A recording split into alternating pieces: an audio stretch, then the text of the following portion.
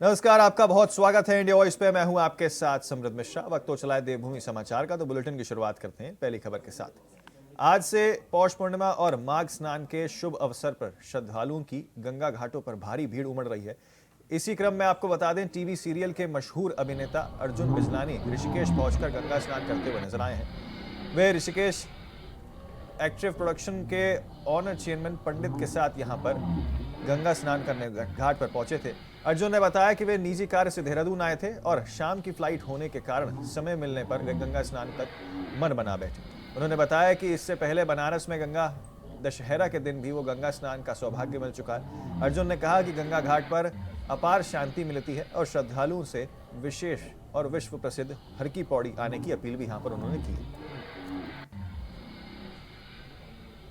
मैं हूं अर्जुन बिजलानी और मैं इस वक्त हरिद्वार में हूं। वीआईपी घाट जो होता है, यहाँ कई सारी पूजाएं होती हैं और बहुत सारे लाखों करोड़ों लोग जो है गंगा में यहाँ डुबकी लगाते हैं। वहाँ सामने आप जैसे हल्की पौड़ी है, जो बहुत ही ऐसी जगह है जो विश्व भर में बहुत पॉपुलर है फॉर वेरियस रीजंस।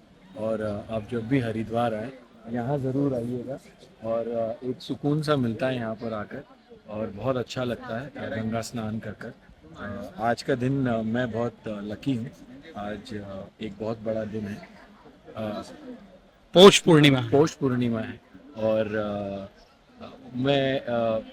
मुझे याद है मैं एक शो कर रहा था शिव शक्ति, तब मैं बनारस में था हालांकि, और वो उस दिन भी एक बहुत स्पेशल दिन था जब पहले दिन शूट का था, और आज भी एक स्पेशल दिन है और मैं यहाँ पर हूँ तो शिव जी की कृपा है और जय श्री राम। रामनगर के कोसी बैराज पर देर रात उस समय हड़कंप मच गया जब स्टंट कर रहे युवकों की कार अनियंत्रित होकर डिवाइडर से जा टकराई। टक्कर के बाद कार डिवाइडर पर फंस गई और आधी सड़क जबकि आधी कोसी नदी की ओर हवा में लटक गई। गनीमत रही कि कार वहीं रुक गई, वरना कुछ ही पलों में बड़ा हादसा हो सकता था। प्रत्यक्षदर्शियों के मुताबिक कार तेज रफ्तार में स्टंट कर रही थी और हादसे के वक्त बैराज पर कई लोग मौजूद थे। घटना के बाद लोगों में दहशत फैल गई और स्थानीय लोगों ने लापरवाही पर नाराजगी जताई है। सूचना पर पहुंची पुलिस ने मामले की जांच शुरू कर दी है और नियम उल्लंघन पाए जाने पर कार्रवाई की बात कही है।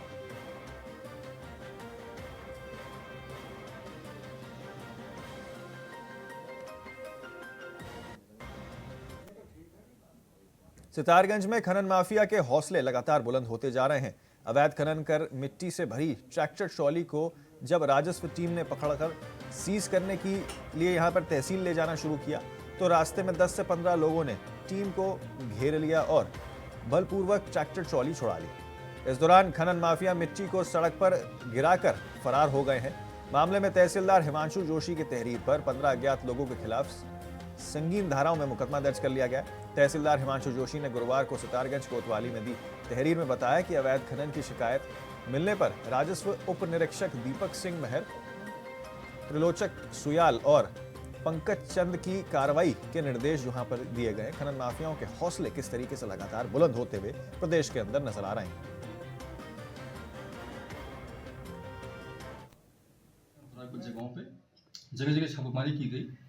अलग अलग पटवारियों की टीम हमारी यहाँ से तहसील से मूव करी। इसके बाद एक जगह निर्मल नगर में एक ट्रॉली पकड़ी गई त्रिलोचक सुयाल पटवारी द्वारा, जो क्षेत्रीय पटवारी नहीं थे परंतु टीम के मेंबर थे, वो छापेमारी टीम के मेंबर थे, उनके द्वारा पकड़ी गई।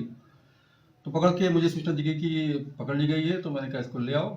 यहाँ से बैकअप भी भेज रहा था उनके लिए, लेकिन इसी बीच में क्या हुआ, बैकअप भेजने से पहले ही वहाँ बलपूर्वक लोगों द्वारा भीड़ जमा की गई। उसके बाद उनसे जबरदस्ती ट्रॉली छीन के मिट्टी में गिरा दी, ट्रॉली लेके भाग गए। इसी मामले पे एफआईआर दर्ज की गई है और ऐसा अवैध खनन करता जो भी पाएगा बिना परमिशन के कार्रवाई की जाती रहेगी। उत्तराखंड की ऊंची चोटियों पर हुई बर्फबारी से प्रदेश में ठिठुरन बढ़ गई है। चमोली की ऊंचाई वाले क्षेत्रों में, रुद्रप्रयाग में, केदारनाथ में और पिथौरागढ़ की ऊंची चोटियों पर हिमपात हुआ है। बर्फबारी और कोहरे के कारण पर्वतीय इलाकों में दृश्यता कम हो गई है। लोग कड़ाके की ठंड और मौसम की मुश्किलों का सामना कर रहे हैं। मौसम विभाग ने बर्फबारी और कोहरे को देखते हुए लोगों को सतर्क रहने की सलाह दे डाली है। प्रशासन ने भी आवश्यक सतर्कता बरतने और आपातकालीन सेवाओं के लिए तैयार रहने के निर्देश यहाँ पर दिए हैं। इस मौसम ने पर्यटक स्थलों पर भी असर डाल दिया है।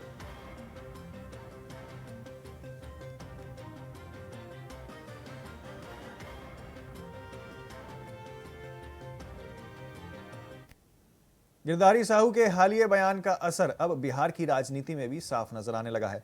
उनके बयान के बाद राजनीतिक गलियारों में चर्चाओं का दौर तेज हो गया है। समर्थक इसे सच्चाई से जुड़ा बयान बता रहे हैं, वहीं विपक्ष सवाल खड़े कर रहा है। लेकिन आपको बता दें कि बयान को लेकर सोशल मीडिया पर भी प्रतिक्रियाएं की बाढ़ आ गई है। राजनीतिक विश्लेषकों का मानना है कि आने वाले समय में इसका असर और गहरा हो सकता है। फिलहाल गिरधारी साहू का बयान बिहार की सियासत का अहम मुद्दा बन चुका है।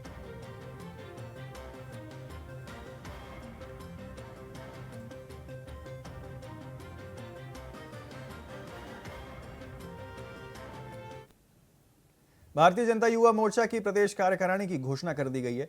आपको बता दें, नई कार्यकारिणी से संगठन को मजबूत करने के उद्देश्य से कई युवा नेताओं की जिम्मेदारी यहां पर सौंपी गई है। पार्टी नेतृत्व ने उम्मीद जताई है कि युवा मोर्चा सरकार की नीतियों को जन जन तक पहुंचाया जाएगा। प्रदेश कार्यकारिणी में विभिन्न जिलों और क्षेत्रों को प्रतिनिधियों दिया गया। भाजपा नेताओं ने सभी नवनियुक्त पदाधिकारियों को शुभकामनाएं यहां पर दी हैं। बताया गया है कि आने वाले समय में युवा मोर्चा संगठनात्मक गतिविधियों को और तेज कर सकेगा।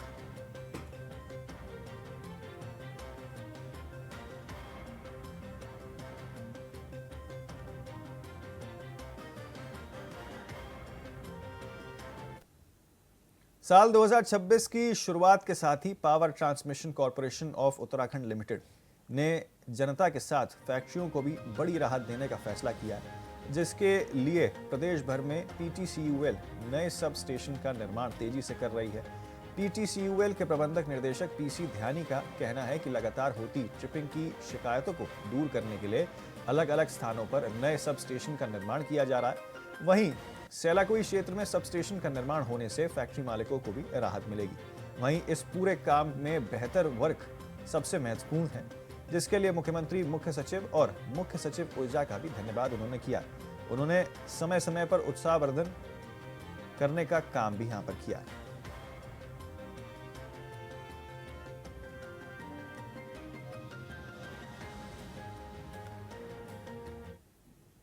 देखिए, हम बहुत कुछ नए कार्य भी कर रहे हैं। जैसे मैंने बताया कि ADB के अंतर्गत हमारे 6 प्रोजेक्ट हैं, जिसमें 132 GIS के 4 हैं, जिसमें 132 kV GIS सर्विस हमारा लोहाघाट में है, 132 kV GIS सर्विस हमारा जो है खटीमा में है, 132 GIS सर्विस हमारा धौलाखेड़ा में है, 132 kV GIS सर्विस हमारा आराघर में बन रहा है, और 2 220 के बिजली घर भी हम बना रहे हैं, जिसमें 220 kV का GIS सर्विस हमारा सेलेकुई में बन रहा है, जो कि हमारी इंडस्ट्री की काफ़ी लंबे समय से डिमांड थी।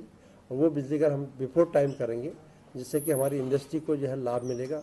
जो बार बार ट्रिपिंग की समस्या से परेशान होते हैं, लो वोल्टेज की समस्या से परेशान होते हैं, उसका उनको लाभ मिलेगा। ऐसे ही रुड़की क्षेत्र में भी हमारा 220 kV का EIS बिजली घर बन रहा है, और उस पर भी हम समय से पूर्ण करने का हम कार्य करेंगे।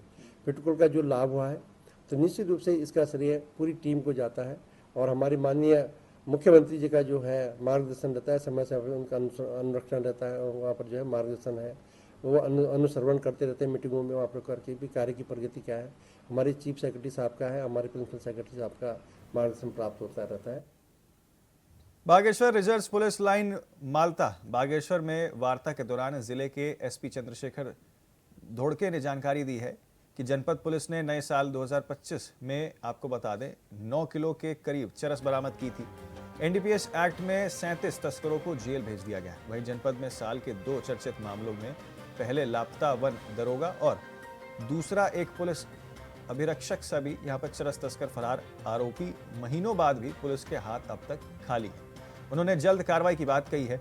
SP ने बताया कि साल 2025 में साइबर सेल ने ठगी के 10 लाख रुपए वापस दिलाए थे और 26 लाख की कीमत के 130 मोबाइल फोन भी बरामद किए थे। पुलिस टीम ने चेकिंग अभियान संचालित कर यातायात नियमों के उल्लंघन करने वालों पर 12,465 वाहनों के चालान भी किए हैं। वहीं आपको बता दें कि सुरक्षा के लिहाज से तकरीबन 4,639 बाहरी व्यक्तियों का सत्यापन भी किया गया। शहर की निगरानी के लिए नगर में 116 CCTV कैमरे सक्रिय किए गए। 2025 में जो है जैसे कि आपको पता है नशे के ऊपर हमने सख्त से सख्त कार्रवाई की है। लगभग 4 गुना से अधिक स्मैक हमने बरामद की, 20% से अधिक ज़्यादा चरस हमने बरामद की है। इसके अलावा हमने PTNDPS में एक व्यक्ति के खिलाफ कार्रवाई भी की है। गैंगस्टर एक्ट में भी हमने नशे के सौदागरों को भेजा है। तो नशे के खिलाफ जो है हम लगातार सख्त से सख्त कार्रवाई आगे भी करते रहेंगे। इसके अलावा जो हमारे लोगों की सुरक्षा और यातायात व्यवस्था को लेकर जो भी हमने 2025 में प्रयास किए हैं, खासकर CCTV कवरेज को ये करना, टैक्सी रेगुलेशन करना, इसके बारे में भी आपको जैसे हमने बताया। और 2026 में हमारी यही कोशिश रहेगी कि ये जो प्रयास हमने 2025 में किए हैं इसको और बेहतर तरीके से हम करते रहेंगे और एक सुरक्षित बागेश्वर के लिए और लोगों के सुरक्षा के लिए बागेश्वर पुलिस इस साल में भी पूरी तरीके से मुस्तैद और तैयार है। उत्तराखंड सरकार ने चारधाम यात्रा मार्गों पर 10 शेल्टर बनाने का निर्णय लिया है, जो आपातकालीन स्थितियों में श्रद्धालुओं के लिए ठहरने की व्यवस्था प्रदान करेंगे। ये शेल्टर वर्ल्ड बैंक प्रोजेक्ट्स के जरिए बनाए जाएंगे, जिसके लिए आपको बता दें 39 करोड़ रुपए की राशि स्वीकृत की गई है। शेल्टरों के संचालन के लिए एक नियमावली तैयार की जाएगी, जिससे यह सुनिश्चित किया जा सके कि शेल्टरों का उपयोग पूरे साल भर हो सके और आसपास के लोगों को जरूरत पड़ने पर इसका उपयोग करने में कोई परेशानी ना हो। आपदा प्रबंधन विभाग ने उड़ीसा राज्य में डिस्टार शेल्टर को मॉडल के रूप में जो है इसे लेने का काम किया है। इन शेल्टरों को बनाने का निर्णय लिया गया।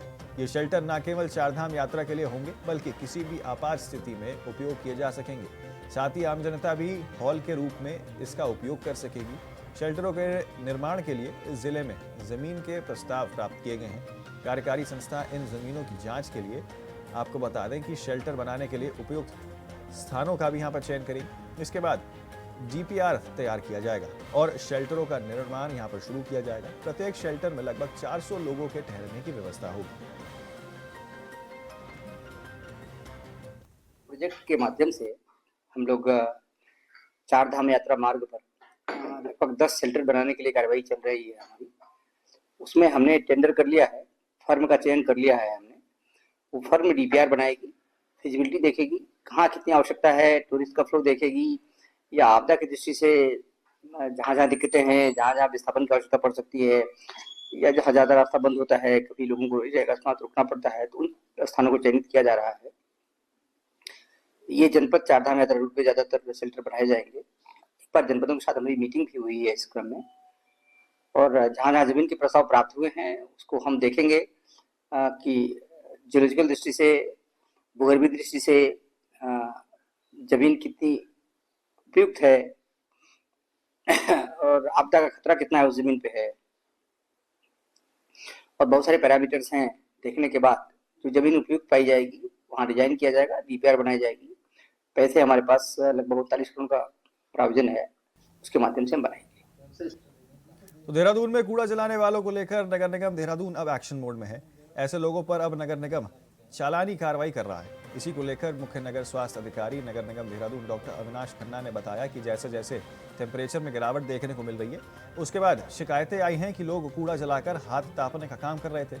उन्होंने बताया कि इसमें कुछ नगर निगम के कर्मचारी भी चालानी कार्रवाई की गई है और इसी के साथ में शिक्षण संस्थान और दुकानदारों पर भी चालान किए गए हैं, जहां पर इस तरह के कार्य किया जा रहा है। उन्होंने कहा है कि सर्दियों में कुछ समय में ये शिकायत काफ़ी बड़ी है, जिन पर नियंत्रण किया जा रहा है। तो आपको बता दें, खुले में कूड़ा जलाने वालों पर कार्रवाई होगी, जिसकी बात यहाँ पर कही गई है। देखिए, पिछले दिनों काफ़ी जैसे जैसे थोड़ी सी टेम्परेचर और काफ़ी गिरा है, उसके संदर्भ में अवगत कराना चाहूँगा कि कई जगहों पे जो है शिकायतें मिल रही थी कि कूड़ा खुले में जला के लोग जो है उसका इस्तेमाल जो है हाथ सेकने में, तापने में लगा रहे। तो ऐसे कई हमारे कर्मचारी भी पाए गए, पकड़े गए, जिनके की सुबह की पारी में देखा गया कि वे लोग खुद ही स्वयं कूड़े में आग लगा रहे थे। तो उनके विरुद्ध भी चालानी कार्रवाई करी गई है, 500 के चालान उनके करे गए। साथ ही साथ कुछ हमारे शिक्षण संस्थाएं जैसे वेलहम्स गर्ल्स स्कूल है, उनके ऊपर भी 10,000 रुपये की कार्रवाई की गई है, ताकि वे लोग जो खुले में अपने यहाँ जो पत्ते और जो ग्रीन वेस्ट था उसका ना जलाएं। और साथ ही साथ कई दुकानदार ऐसे जिन्होंने अपनी दुकानों के आगे जो है इसके संदर्भ में आग लगाई हुई थी कचरे पे, उनके विरुद्ध भी चालानी कार्रवाई की जा रही है। जैसे जैसे अभी ठंड बढ़ी तो इसमें जो है इन घटनाओं की संख्या जो है काफ़ी बढ़ी है, जिस पे कि नियंत्रण किया जा रहा है। फिलहाल जो एक बहुत छोटे से ब्रेक के लिए रुक रहे हैं, जल्द लौटेंगे। आप बने रहे सिर्फ इंडिया वॉइस के साथ। ब्रेक के बाद फिर एक बार आपका स्वागत है। आगे बढ़ते हैं बाकी खबरों की ओर। रामनगर के पीरू मदारा क्षेत्र में चोरों के हौसले लगातार बुलंद होते हुए नजर आ रहे हैं। पुलिस चौकी से मात्र 500 मीटर दूर नेशनल हाईवे 309 पर स्थित एक दुकान में देर रात चोरी की वारदात हुई। अज्ञात चोरों ने ताला तोड़कर दुकान में घुसने से पहले सीसीटीवी कैमरे तोड़कर अपने साथ ले गए। चोर गले में रखी करीब 25,000 रुपए की नकदी और हजारों रुपए का सामान चोरी करके ले गए। बताया जा रहा है कि इस दुकान में 2 महीने पहले भी चोरी हुई थी, जिसका अब तक खुलासा नहीं हुआ है। घटना के बाद लोगों में आक्रोश है। वहीं पुलिस ने जांच शुरू कर दी है। जल्द खुलासे का आश्वासन यहां पर पुलिस की ओर से दिया गया। कल रात्रि हमारे यहाँ ताले तोड़ के 2-3 चोर घुसे हैं, जिन्होंने कि यहाँ से कैश निकाला है। जितना भी कैश था 15-20 हजार जो भी कैश था वो निकाल के ले गए और 40-50 सिगरेट की डिब्बी हमारे यहाँ से चोरी करी है किसी ने। एक बार पहले भी हमारे यहाँ चोरी हुई थी, जिसके ऊपर कोई छानबीन नहीं की गई। जो पहले चोरी हुई थी उसकी सूचना पुलिस को दी गई थी। उसकी सूचना भी पुलिस को दी थी, लेकिन अभी तक उसका कोई परिणाम नहीं बताया गया हमें, क्या हुआ क्या नहीं हुआ। एक बार फिर आज चोरी हुई है। आज पुलिस को सूचना दी गई। आज फिर से पुलिस को सूचना दी है और अभी तक सीसीटीवी कैमरा आपके यहाँ और हमारी जो सीसीटीवी कैमरा था वो तोड़ के ले गए हैं बाहर से। और डोईवाला के कोठी बनियावाला स्थित सरस्वती विद्या मंदिर इंटर कॉलेज में एनएसएस छात्र छात्राओं ने स्वच्छता अभियान चलाया है। इस दौरान छात्रों ने डोईवाला रेलवे स्टेशन पर आसपास के क्षेत्रों में सफाई कर स्वच्छता का संदेश दिया है। अभियान के अंतर्गत छात्रों ने डोईवाला बाजार में जागरूकता रैली भी निकाली है। रैली के माध्यम से लोगों में साफ सफाई बनाए रखने और कूड़ा निर्धारित स्थान पर डालने की अपील की गई है। छात्रों ने प्लास्टिक के कम उपयोग और सार्वजनिक स्थलों को स्वच्छ रखने का संदेश भी यहाँ पर दिया। विद्यालय प्रशासन और स्थानीय लोगों ने एनएसएस छात्रों की इस पहल की सराहना भी की।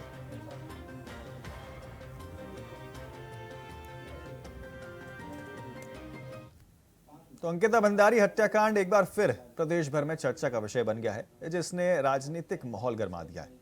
आपको बता दें, विपक्षी दलों के विशेष अभियान और प्रदर्शन के क्रम में उधम सिंह नगर के जसपुर में यूथ कांग्रेस ने सुभाष चौक पर धरना दिया। कार्यकर्ताओं ने प्रदेश सरकार के खिलाफ नारेबाजी की और प्रतीकात्मक रूप से मुंडन कर विरोध जताया है। यहाँ पर आपको बता दें कि यूथ कांग्रेस प्रदेश प्रवक्ता शुभ चंद ने आरोप लगाया कि मामले की कार्रवाई वीआईपी नाम सामने आने पर हो रही है, जिन्हें सरकार संरक्षण देने का काम कर रही है। कार्यकर्ताओं ने सीबीआई जांच की मांग को लेकर राष्ट्रपति के नाम खून से पत्र लिखने की घोषणा कर डाली। यूथ कांग्रेस ने चेतावनी दी है कि यदि दोषियों को सजा नहीं मिली तो आंदोलन को और तेज किया जाएगा। आज हम जसपुर सुभाष चौक पर हमारे साथी, हमारे कांग्रेस जन इकट्ठा हुए हैं। अंकिता भंडारी हत्याकांड के अंदर वीआईपी नाम आ रहे हैं। जिन अपराधियों को पकड़ना चाहिए था इस सरकार ने, उनको संरक्षण दे रही है, उनको बचाने का काम कर रही है। हम आज यहाँ पर अंकिता भंडारी को न्याय दिलाने के लिए, इस हत्याकांड में सीबीआई जांच करवाने के लिए हम इस जसपुर की धरती पर बैठ के यहाँ पर नीचे अपनी बहन को न्याय दिलाने के लिए यहाँ बैठे हैं इस सर्दी मौसम में। और हम आज सीबीआई जांच को मांग को रखते हुए कि सरकार सीबीआई की जांच करवाए, मैं आज और मेरे साथी आज हम सर मुंडवाने जा रहे हैं। हम अपना विरोध प्रदर्शन यहाँ दर्ज करेंगे, अपना सर मुंडवाकर, और हमारे कुछ साथी अपना रक्त निकलवाकर, अपना खून निकलवाकर, और राष्ट्रपति को सीबीआई जांच मांग के लिए अपने उस खून से हम लेटर भी लिखेंगे, जिससे हमारी बात राष्ट्रपति तक जाए और इस प्रदेश की जो सरकार है, जो बहरी सरकार है, गूंगी सरकार है, और जो पुष्करधामी मौन बैठे हैं, इनके कान खुलें, इनके जो है आंखें खुलें और इस उत्तराखंड की बेटी को न्याय दे। जो अंकिता भंडारी हत्याकांड जो हुआ है उसमें सीबीआई जांच करा के उन वीआईपीओ को भी नाम उजागर करें और उनके जेल के पीछे उनको भेजने का काम करें। और जितने भी अपराधी हैं सबको जेल में डालने का काम ये उत्तराखंड की सरकार अगर नहीं करती है तो सड़कों पर उतरकर सारे कांग्रेसी दिन रात अपनी बहन को न्याय दिलाने के लिए हर हद तक जाने के लिए तैयार हैं। देहरादून के लाखा मंडल क्षेत्र में अवैध वसूली और भ्रष्टाचार की शिकायतों पर जिलाधिकारी समीत बंसल ने पटवारी जयलाल शर्मा को तत्काल प्रभाव से निलंबित कर दिया। शिकायत में आरोप थे कि पटवारी किसानों और गरीबों से फर्जी दस्तावेज बनाने के नाम पर नगद और ऑनलाइन अवैध वसूली कर रहा था। ऑडियो साक्ष्यों के आधार पर डीएम ने कार्रवाई की है। निलंबित अवधि में उन्हें रजिस्ट्रार कानूनी कार्यालय में संबद्ध किया गया है और अर्ध औसत वेतन के समतुल्य भत्ता मिलेगा, ये बात कही गई। तहसीलदार विकासनगर को जांच अधिकारी नियुक्त कर 1 माह में विस्तृत रिपोर्ट पेश करने के निर्देश यहां पर दिए गए।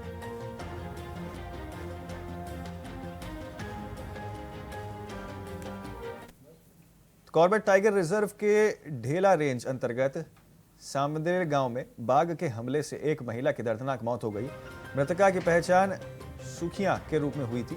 बताया गया है कि वह बक्सा समुदाय के ताल्लुकात रखती थी। यह घटना उस समय हुई जब सुखिया अपने अन्य साथियों के साथ रोजमर्रा की तरह घर के पास जंगल की लकड़ी लेने वो गई थी। प्रत्यक्षदर्शियों के अनुसार आपको बता दें, जंगल में घात लगाए बैठे बाघ ने अचानक महिला पर हमला कर दिया और उसे पकड़कर घने जंगल की ओर घसीट कर ले गया। महिला की चीख पुकार सुनकर आसपास मौजूद ग्रामीण मौके पर पहुंचे, लेकिन अब तक बाघ महिला को काफी अंदर जंगल तक ले चुका था। घटना की सूचना मिलते ही पूरे गांव में अफरा तफरी मच गई और दहशत का माहौल बन गया। ये जो है सीजन ड्यूटी को हमने देखने के लिए हर साल यहाँ पे राउंड्स पे था, तो इत्तेफाक की बात है कि यहाँ पे भारी जो है लोगों द्वारा, भारी संख्या में लोगों द्वारा असला और क्या बोलते हैं मतलब लाठी डंडा और तलवार लेके यहाँ पर इस जगह पे आ रहे थे। तो हमने रोक के जानबूझ के मतलब सब जानकारी करने को मालूम किया, तो पता चला बस 5-10 मिनट पहले जंगल के अंदर, जंगल के काफी अंदर जो है कुछ महिलाएं का समूह जो है लकड़ी इकट्ठा करने और ऐसा मतलब वो उसको लकड़ी काटान ये सब झाड़ी काटने के लिए उसके लिए गए थे। और उसमें से एक महिला पर जो है बाघ जैसा एक बाघ ने अटैक कर दिया और उसको खींच के ले गए। तत्काल जो है हमने मौके पर जो है SHO रामनगर को भी बुलाया, हमने यहाँ से फोर्स को भी बुलाया और तुरंत जो हमारे साथ के बंदे थे, हमारे साथ जो फोर्स ट्रैवल कर रही थी उनके बंदों को भी और फॉरेस्ट की भी जो SDO साहब थे वो यहाँ पर थे। तुरंत उन दोनों के साथ जो है मिलकर जॉइंट टीम्स को हमने तुरंत हाथों हाथ रवानगी कर दिया। मतलब विद इन 5 मिनट्स हमने तुरंत हाथों हाथ जो है फॉरेस्ट की मल्टीपल गाड़ी में पुलिस वालों को भी बिठा के, असलेदर पुलिस वालों को भी, मतलब सबको बिठा के जॉइंट टीम हमने रवानगी कर दी और उसी जॉइंट टीम ने जाके बॉडी को रिकवर करके आए हैं। एक महिला की बॉडी रिकवर हुई है। पूरा गांव वाले लोग जंगली जानवरों से परेशान, उनकी खेती बर्बाद है और जिस तरीके से बहुत बड़ी दुखद घटना उस सामल्ले गांव के अंदर घटी और लोगों का आक्रोश जायज था। और क्योंकि लोग खेती नहीं कर पा रहे हैं, कई चीजें दिक्कत हैं, लेकिन जहां पर SSP साहब का बयान जो आया था वो बड़ा दुर्भाग्यपूर्ण है, क्योंकि उन्होंने कहा कि यहाँ पर लाठी डंडों से और तलवार से असला लेकर के यहाँ पर आए थे। वो कोई सा भी ऐसा वीडियो दिखा दें कि मतलब जिसमें भी वो लाठी लेके तो लोग जाते ही, क्योंकि जंगल का मामला है, थोड़ा सा देखा कि कोई डेड बॉडी है उसको देखने के लिए लोग ग्रामीणों ने भी सहयोग दिया है। तो ये बड़ा दुर्भाग्यपूर्ण बयान है और इस तरीके से उन्होंने यहाँ पर उनको जो परिजन थे जिनके घटना हुई थी उनको ढांढस देने के बजाय, और ये ऐसी बयानबाजी थोड़ा गलत है, इस तरीके से बयानबाजी नहीं करनी चाहिए थी। तो फिलहाल के लिए देवभूमि समाचार में मेरे साथ इतना ही। जल्द होंगे हाजिर तमाम खबरों के साथ। आप बने रहें सिर्फ इंडिया वॉइस पर।